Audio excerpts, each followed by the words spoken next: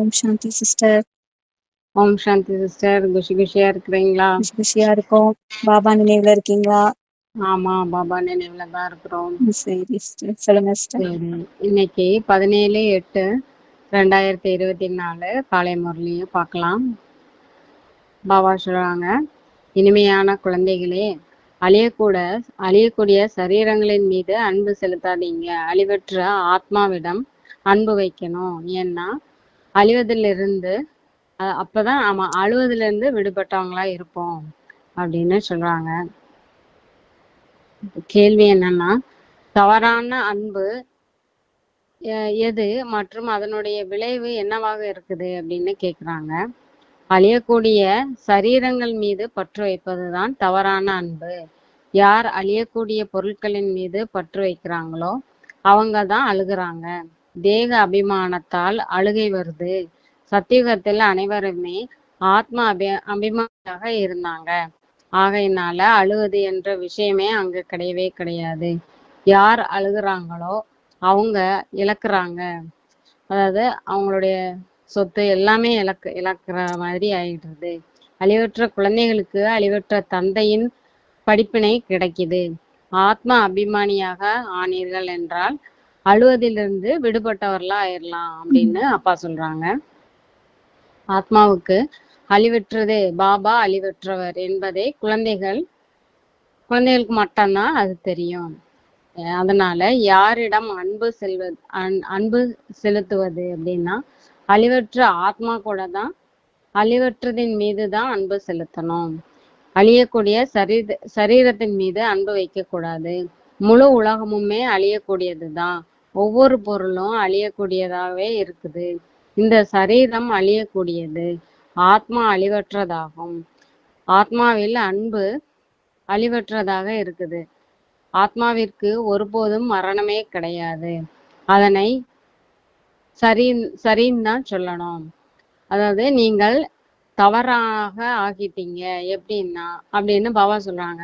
எப்படின்னா சரீரத்தின் மீது நம்ம ஆசை வச்சுட்டோம், அதனாலதான். உண்மையிலே அழிவற்றதின் மேல் அழிவற்ற அன்பு இருக்க வேண்டும். அதாவது ஆத்மா மீதுதான் அன்பு இருக்கணும் அப்படின்னு சொல்றாங்க. உங்களுடைய அன்பு அழியக்கூடிய சரீரத்தோடு ஏற்பட்டு விட்டது. அதனால அழ வேண்டியது இருக்கு. அழிவற்றதோடு அன்பு இல்லை, அழியக்கூடியதோடு அன்பு இருக்கிறது. அந்த காரணத்தினாலதான் அழ வேண்டியது இருக்கு. சரீரத்தின் மேலதான் இப்போ ஆசை எல்லாருக்குமே இருக்கு. இப்போது நீங்கள் தங்களை அழிவற்ற ஆத்மா என்று புரிஞ்சுக்கணும். ஏன்னா அழுவதற்கான விஷயமே இல்லை. ஆத்மா அபிமானியாக ஆகணும் நம்ம எல்லாருமே. பாபா சொல்றாங்க, பாபா இப்ப உங்களை ஆத்மா அபிமானிகளாக மாத்துறாரு. இந்த பாபாவுடைய ஞானத்தினுடைய சாரமே என்னன்னா ஆத்மா தான். ஆத்மா பரமாத்மா. பாபா சொல்றாரு, தேக அபிமானிகளா நீங்க இருக்கிறதுனாலதான் அழ வேண்டி இருக்கு. அழியக்கூடிய சரீரத்துக்காக தான் அழுகுறாங்க. இப்ப அந்த சரீரத்து மேல பற்று வச்சுட்டு அந்த சரீரம் இறந்து போயிட்டாங்க, ஆத்மா இறப்பதில்லை அப்படின்னு புரிஞ்சிருந்தோம் என்ன பண்றாங்க, அழுகுறாங்க. தங்களை ஆத்மான்னு புரிஞ்சுக்கோங்க நல்லா அப்படின்னு பாபா சொல்றாரு. நீங்க அழிவற்ற தந்தையினுடைய குழந்தைகள், அழிவற்ற ஆத்மாக்கள். நீங்கள் அழ வேண்டிய அவசியமே இல்லை. ஆத்மா ஒரு சரீரத்தை விட்டு வேறொரு நடிப்பை நடிக்குது. இது விளையாட்டாகும். நீங்க சரீரத்தின் மீது ஏன் பற்று வைக்கிறீங்க? தேகம் உட்பட தேகத்தின் அனைத்து சம்பந்தங்கள்ல இருந்தும் புத்தியின் தொடர்பை துண்டிச்சிருங்க. தங்களை அழிவற்ற ஆத்மான்னு புரிஞ்சுக்கோங்க. ஏன்னா ஆத்மா ஒருபோதும் இறக்குறதே இல்லை. யார் அழுகுறாங்களோ அவங்கதான் இழக்குறாங்கன்னு பாடப்பட்டிருக்கு. ஆத்மா அபிமானிகளா நீங்க ஆனாலே தகுதியானவர்களா ஆயிடுவீங்க. உங்களுக்குள்ள எல்லா குணங்களும் ஆத்மீக குணங்கள் வந்துடும். அதனால பாபா நம்மள தேக அபிமானியிலிருந்து ஆத்மா அபிமானியா மாத்துறாரு. நீங்க எப்படி எல்லாத்தையும் மறந்துட்டீங்க, பிறவிகளா நீங்க அழ வேண்டி இருக்கு. இப்போது மீண்டும் ஆத்மா அபிமானியா ஆகணும் அப்படின்னு நம்மளுக்கு படிப்பு சொல்லி கொடுக்குறாங்க பாபா. பிறகு நீங்கள் ஒருபோதுமே அழவே மாட்டீங்க. இது அழிகின்ற உலகமாகும் இப்ப இருக்கிறது. அது சிரிக்கின்ற உலகமாகும். எது சத்தியுகம். இது துக்கமான உலகம், அது சுகம் நிறைந்த உலகம். பாபா மிகவும் நல்ல விதத்தில் படிப்பினை கொடுக்கிறார். அழிவற்ற குழந்தைகளுக்கு அழிவற்ற தந்தையின் படிப்பினை கிடைக்குது. இப்பதான் அவர்கள் தேக அபிமானிகளாக இருக்கிறாங்க என்பதால தேகத்தை பார்த்துதான் கல்வியை கொடுக்கறாங்க. அதனால தேகத்தின் நினைவு வருவதால் தான் அழுறோம். சரீரம் அழிந்து விட்டதை பார்த்துட்டு பிறகு அவர்கள் நினைவு செய்து செய்து அவங்க ரொம்ப வருத்தப்படுறாங்க. அதனால என்ன பலன் அப்படின்னு கேக்குறாங்க. மண்ணை நினைவு செஞ்சீங்கன்னா அது அழிவற்ற பொருள், வேறொரு சரீரத்தை எடுக்கிறது. அந்த மண்ணை நினைவு செய்யறோம். அதனாலதான் நம்ம நினைவு உடல் மேல இருக்கு. ஒருத்தர் இறந்து போயிட்டாங்கன்னா அவங்கள நினைச்சு நினைச்சு நீங்க அழுகிறதுனால என்ன பலன்? அவங்க மண்ணோட மண்ணா போயிட்டாங்க. அப்ப அழிவற்ற பொருள் அந்த ஆத்துமா என்ன பண்ணுதுன்னா வேற ஒரு சரீரம் எடுத்து போகுது எப்படியும். அதனால இந்த மண்ணோட மண்ணா போனா அந்த சரீரத்தை நினைச்சு என்ன பண்றது அப்படின்னு கேக்குறாரு. யார் நல்ல கர்மங்கள் செய்யறாங்களோ அவர்களுக்கு சரீரமும் நல்லதாகவே கிடைக்குது. அதையும் குழந்தைங்க தெரிஞ்சிருக்கிறோம். சிலருக்கு கெட்டு போன நோயுடன் சரீரம் இருக்குது. அதுவும் கூட கர்மத்தின் பலனாதான் கிடைக்குது. நல்ல கர்மம் செய்தால் மேலே சென்று விடுவார்கள் என்பது கிடையாது. மேலே யாருமே செல்ல முடியாது. நல்ல கர்மம் செய்தால் நல்லவர்கள் என்று சொல்லப்படுவாங்க. நல்ல பிறவி கிடைக்கும். இருந்தாலும் கீழே இறங்கதான் வேண்டும். நாம் எப்படி உயர்றோம், மேல உயர்ந்த நிலைக்கு போறோம்னு நீங்க தெரிஞ்சிருக்கீங்க. நல்ல கர்மங்களின் மூலம் சிலர் மகாத்மாக்களாக ஆகலாம். இருந்தாலும் என்ன பண்றாங்க, அவங்களுடைய கலை குறைஞ்சுக்கிட்டே தான் போகுது. இருந்தாலும் ஈஸ்வரனுடைய பெயரால நல்ல கர்மம் செய்யறாங்க அப்படின்னா அவர்களுக்கு அல்ப காலம் சிறிது காலத்திற்கு சுகம் தர்றேன் அப்படின்னு பாபா சொல்றாங்க. இருந்தாலும் ஏணிப்படியில நீங்க கீழே இறங்கதான் வேணும். ஏணிப்படியில இறங்குறதுனாலே ஆனா நல்ல பெயர் கிடைக்கும். இங்க மனிதர்கள் நல்ல கெட்ட கர்மங்களை தெரிஞ்சிருக்கவே இல்லை. ரித்தி சித்து வேலை செய்யறவங்களுக்கு எவ்வளவு மரியாதை கொடுக்கறாங்க. அனைத்துமே யாராவது மறைமுகமா அனைத்துமே அஞ்ஞானம் தான்.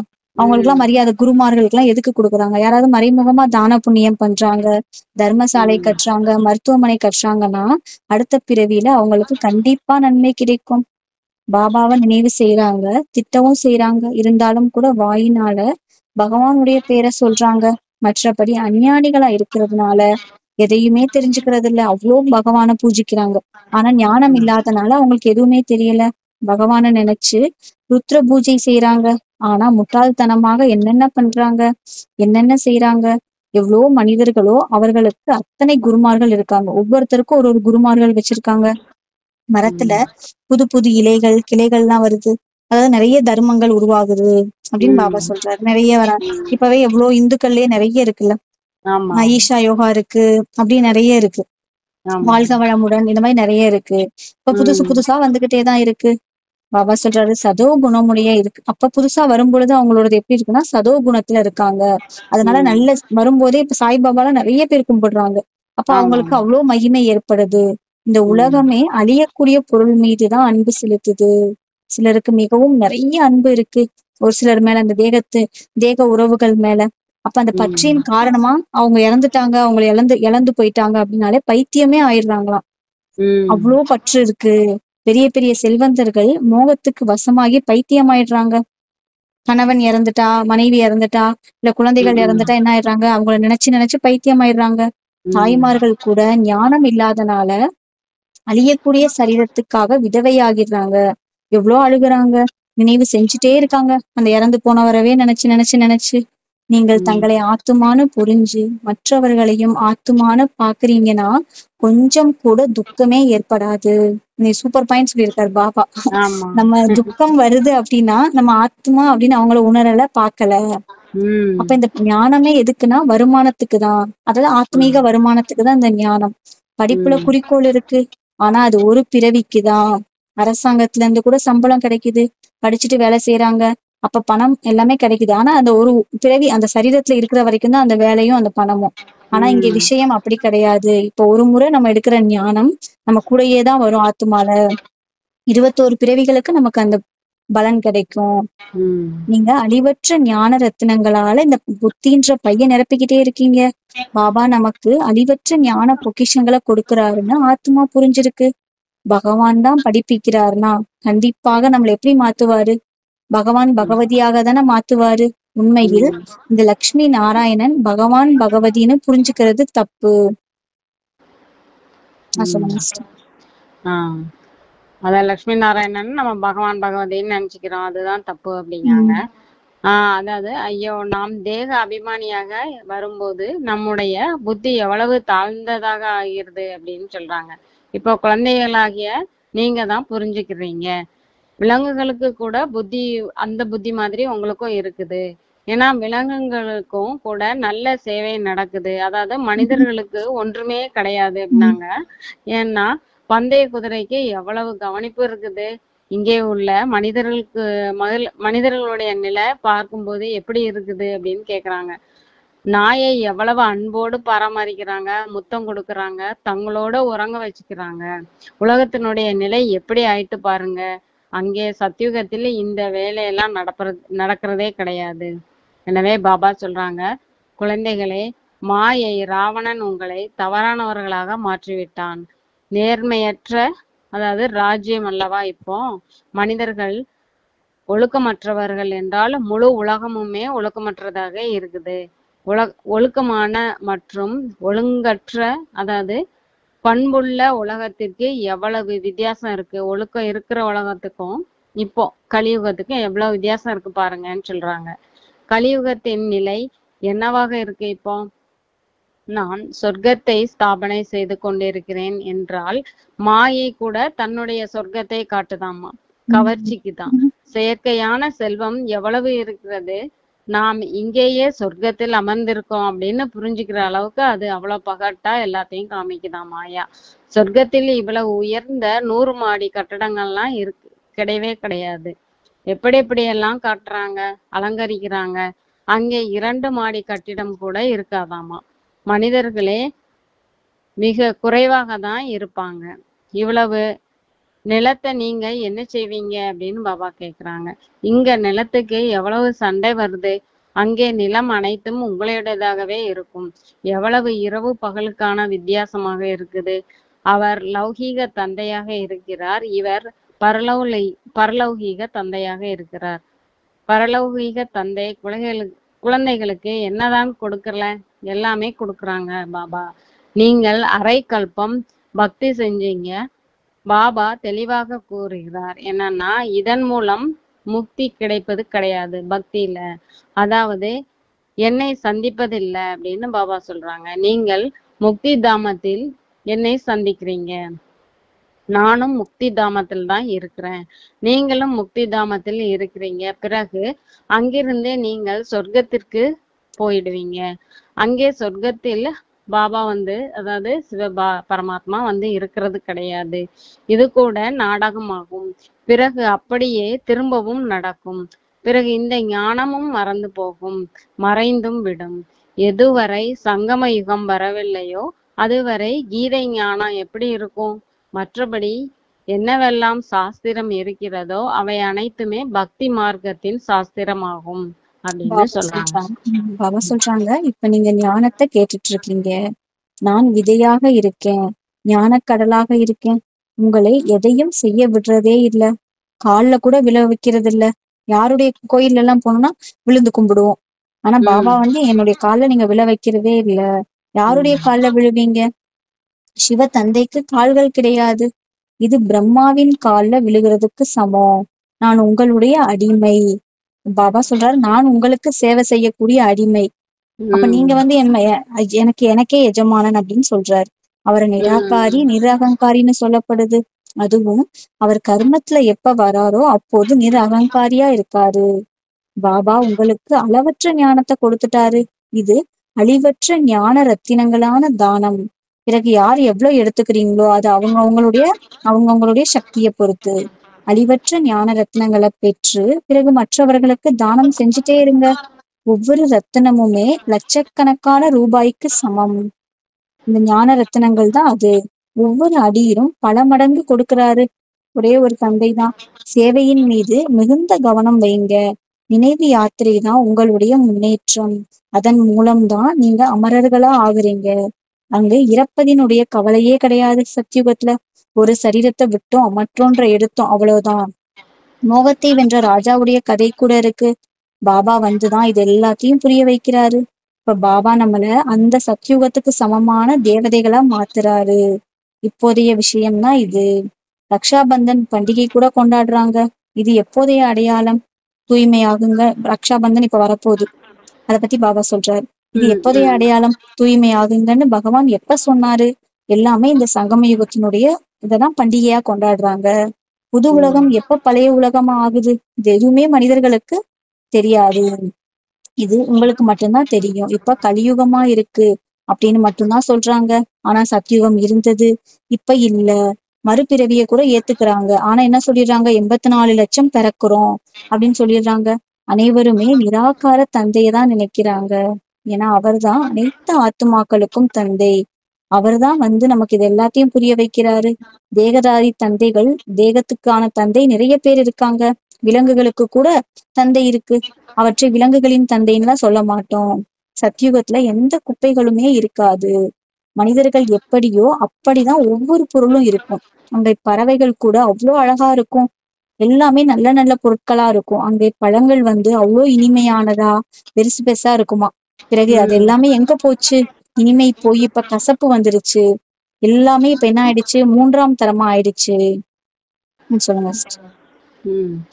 எப்போது பொருட்கள் 3ஆம் தரமாகிவிடுதோ, சத்தியுகம் முதல் முறையாக இருந்தது என்றால் அனைத்து பொருட்களுமே முதல் தரமானதா இருந்தது. கலியுகத்தில் 3ஆம் தரமாக இருக்குது எல்லா பொருட்களுமே. அது சதோ ரஜோ தமோ நிலைக்கு கடந்துதான் வருது. இங்கே எந்த மகிழ்ச்சியுமே கிடையாது. ஆத்மாவும் தமோ பிரதானம் என்னும் போது சரீரமும் தமோ பிரதானமாக இருக்குது. இப்போது குழந்தைகளாகிய உங்களுக்கு ஞானம் இருக்குது. அது எங்கே, இது எங்கே? இரவு பகலுக்கான வித்தியாசம் இருக்குதுல்ல. பாபா உங்களை எவ்வளவு உயர்ந்தவர்களாக மாற்றுறாரு. எந்த அளவுக்கு நினைவு செய்வீர்களோ அந்த அளவுக்கு ஆரோக்கியம், செல்வம் இரண்டும் கிடைத்துவிடும். வேறு என்ன வேணும் அப்படின்னு கேக்குறாங்க. இரண்டில் ஒன்று இல்லை என்றாலும் மகிழ்ச்சி இருக்காது. ஆரோக்கியம் இருக்கிறது, செல்வம் இல்லை அப்படின்னு வச்சுக்கோங்க. அப்படின்னா என்ன ஆகும்? அது வேலைக்கு உதவாது. பணம் இருந்தால் உலகத்தை சுற்றி வாருங்கள் என்று பாட்டு கூட பாடுறாங்க.